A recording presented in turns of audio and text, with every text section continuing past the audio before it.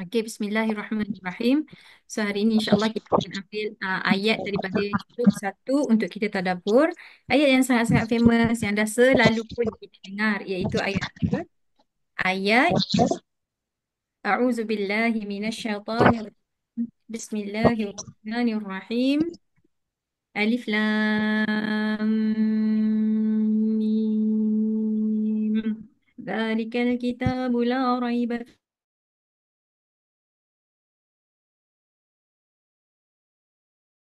Saya rasa semua orang dah hafaz pun ayat ni. Dzalikal kitabu la raiba fih hudal lil muttaqin. Jadi dekat sini kita ada beberapa perkara yang kita nak zoom dekat ayat ni. Yang pertama tadi dia menunjuk kepada kalimah uh, Alkitab, itu yang pertama kita akan zoom. Yang kedua adalah la raiba fi, okey. Yang ketiga huda, yang keempat adalah lil muttaqin. Okey. Boleh tambah lagi satu sebenarnya kalimah zalika. Zalika tu maksudnya yang itu. Jadi zalikal kitabul la raiba fihi hudan lil muttaqin, yang itu, yang demikian itu Al-Quran itu, okey, tidaklah adalah sebuah kitab yang tidak ada keraguan kepadanya, yang menjadi petunjuk kepada orang-orang yang bertakwa. So kita tengok dekat kalimah yang pertama zalika. Zalika ni adalah satu kalimah yang menunjukkan sesuatu yang dekat. Okay? Sesuatu yang dekat yang maksud dia macam itu. Inilah bendanya. Okay? Kita tak tunjuk kepada satu yang jauh. Jadi untuk memperkenalkan Al-Quran kepada kita, Allah bagi tahu Al-Quran ini sifatnya adalah sesuatu yang sangat dekat dengan kita.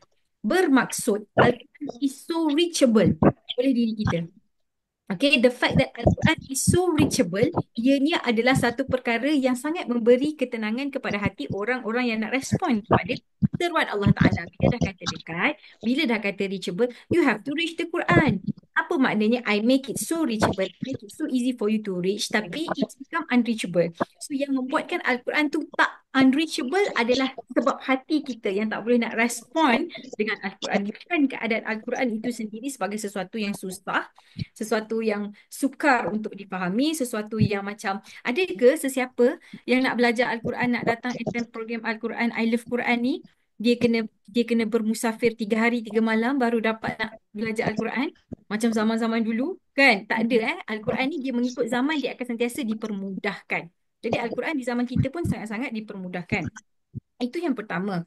Yang kedua adalah pada kalimah kitab. Okey, yang demikian itulah, yang hal itulah ataupun inilah merujuk kepada Al-Quran tu kitab. Apa makna kitab?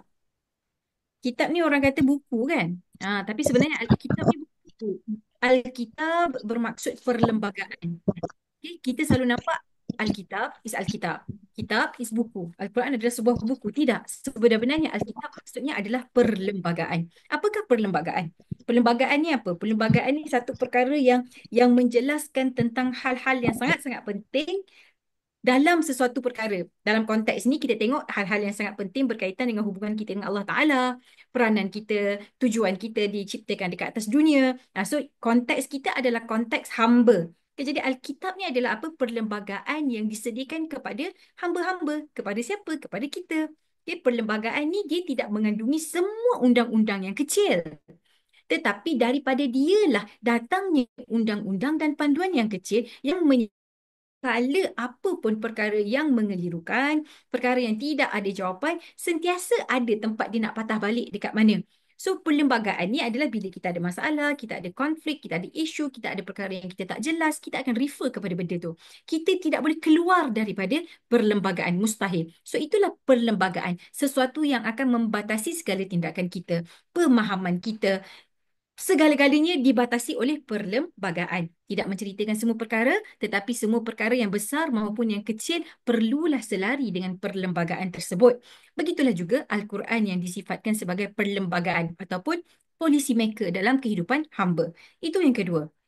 Yang ketiga kita kena tengok di sini adalah kalimah la raiba. Tidak ada raiba. Okey? Tidak ada keraguan. Dekat dalam tempat-tempat lain Allah menceritakan Al-Quran ini sifat dia kitabun mubin kan. Lepas tu kitabun anzalnahu litubayyina, untuk menjelaskan. Tetapi dekat ayat ni Allah buat ayat penafian. Penafian apa? Tidak ada raguan kepada, tidak ada apa-apa pun yang boleh dipertikaikan dekat dalam Al-Quran. Okey. Dan disebabkan kitab ini tidak ada keraguan lah ianya layak menjadi, kita zoom pada ayat yang keempat, apa dia? Huda. Huda adalah daripada kalimah hada. Hada memberi petunjuk. Huda ataupun hidayah adalah petunjuk itu sendiri.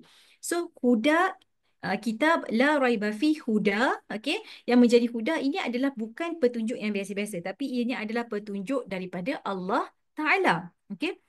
Hidayah ini juga, kenapa dia dipairkan dengan satu sifat sebelum itu, iaitu la raiba fi, tidak ada keraguan-raguan kepadanya, sebab kalaulah sesuatu perkara itu dia ada 1 inci sahaja keraguan-raguan dan kita nak ikut perkara tu, bagaimana perjalanan kita masa kita nak ikut petunjuk tu? Sebagai contoh, anda bawa kereta, anda ada GPS. Okay, anda ada GPS dan GPS tu dikata dekat anda, okay, Waze ni dia kata, okay, dalam kiraan jarak 200 meter, anda kena kona kiri. Okay, dekat situ, bila anda kona kiri, tapi anda ragu-ragu dengan kona kiri, alamak, di kona kiri ni kat mana? Sebab dia macam ada 2 jalan lah. Satu kona kiri kat bawah, satu lagi yang macam flyover.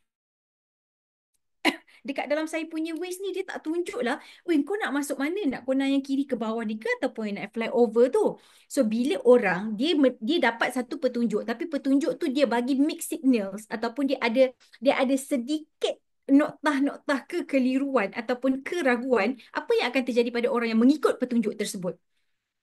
Tak ada ketenangan, tak ada peace of mind. Bila dia ikut, betul ke ni, aku tak tahulah jalan ni. Tak, Tanta tadi sebenarnya yang kat bawah. Tak tahulah, tak apalah, kita jalan je lah. Kita tengok je lah apa next petunjuk dekat sini. The next petunjuk pun still bagi mixed signal juga. So anda pun ikut juga. Signal, anda ada signals. Tapi signals yang anda terima, isyarat yang anda terima, petunjuk yang anda terima selalu bagi confusion kepada diri anda. Apa yang terjadi pada anda? Anda akan mengikuti dengan banyak drama. Okey, anda ikut tapi drama tak habis. Buktilah kata sebenarnya yang tadi tu kena ambil yang bawah, bukan ambil yang flyover ni. Tak, sebenarnya ambil yang flyover. Dah, kat situ timbul macam-macam drama, macam-macam pertikaian, macam-macam benda tak bersetuju. Akan banyaklah benda-benda yang unnecessary berlaku. Itu yang pertama daripada sudut luaran. Daripada sudut dalaman, hati ini bertikai. Hati ini rasa tak tenang. Hati ini rasa macam serba tak kena. Itu yang kedua. Yang ketiga, anda akan ragu-ragu bila anda dah sampai pun dekat destinasi. Betul ke tempat ni? Tak tahulah, sebab daripada awal kita terima satu petunjuk yang memang penuh dengan keraguan. Jadi kita pun tak tahu kita dah sampai destinasi tapi kita still tak settle. Kita rasa macam, betul ke ni? Tata sebenarnya aku kena ikut yang kat bawah tadi, bukan yang ambil yang flyover ni. So bila ada benda-benda yang tak betul, nanti akan mulalah salah menyalahkan kau lah, ikut yang ni, sepatutnya kita kena ikut yang tu, ni. Dia jadi tak boleh move on. Kat sini Allah bagi tahu Al-Quran ni adalah satu perlembagaan, satu kitab, satu petunjuk yang menceritakan tentang segala-galanya yang memang tidak ada keraguan pun. Bermakna ini adalah satu jaminan kepada kita. Kalau anda ikut Al-Quran, hidup anda akan mudah. Settle. Anda takkan ada drama. Hati anda akan tenang. Anda takkan terbawa-bawa dengan peristiwa-peristiwa lampau. Ada benda yang elok tak elok terjadi, anda akan cepat move on. Hati anda solid bila anda nak buat keputusan. Bila anda berhadapan dengan cabaran-cabaran, anda tak menyalahkan sesiapa.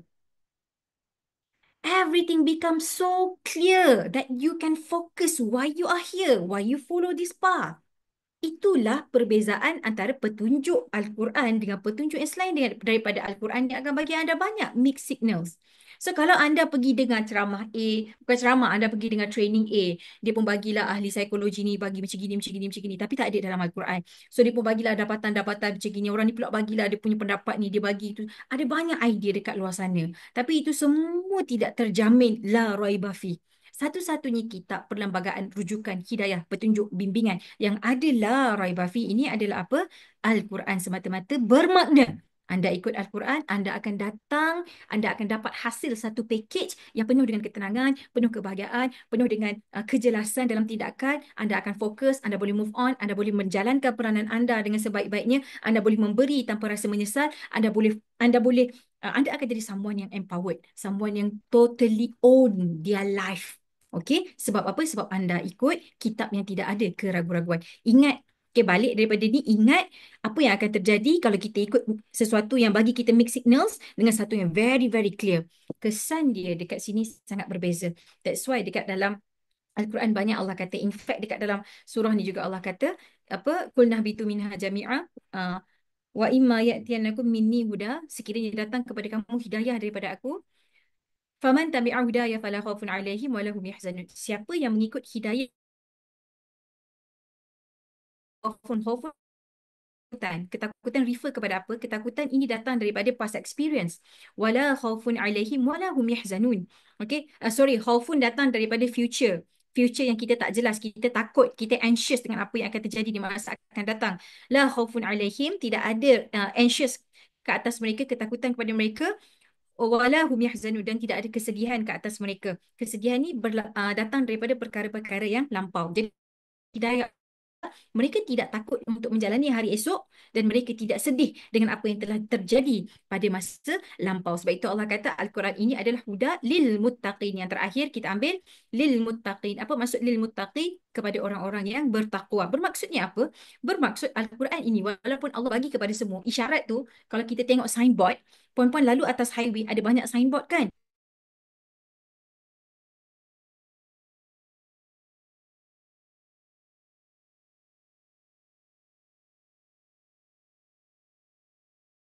Nak pergi ke Seremban, kita dilarang baca signboard berkaitan dengan ampak. Oh, tak boleh, kena tutup mata. Tak boleh. Anda bebas membaca apa juga signboard, isyarat, petunjuk yang ada dekat atas jalan. Sebab petunjuk tu memang untuk semua orang. Hatta anda adalah pejalan kaki sekalipun, petunjuk tu tetap untuk anda. Siapa-siapa yang lalu boleh tengok petunjuk tu. Okey, tetapi petunjuk itu hanyalah boleh dilalui oleh orang-orang yang tertentu sahaja, yang akan betul-betul masuk, yang akan betul-betul berinteraksi dengan petunjuk tersebut adalah orang yang ada kriteria yang diingini sahaja. Contoh, petunjuk kata nak pergi Seremban, ambil ke kiri. Orang yang akan respon dengan ambil ke kiri, yang ambil tindakan pergi ke kiri itu siapa? Orang yang memang nak pergi Seremban sajalah.